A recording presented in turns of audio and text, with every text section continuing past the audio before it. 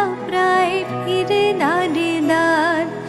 পলকের তরে তব নাহি কোনো স্থিতি, মর্তবাসী সদা তাই ভুগিছে দুর্গতি।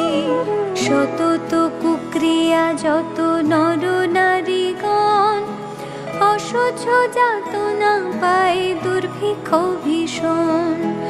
অন্নাভাবে শীর্ণকায় বলহীন দেহ, ক্ষুধা কষ্টে আত্মহত্যা করিতেছে কেহ। কহু প্রিয় প্রাণাধি পুত্র কন্যাগণে করিতে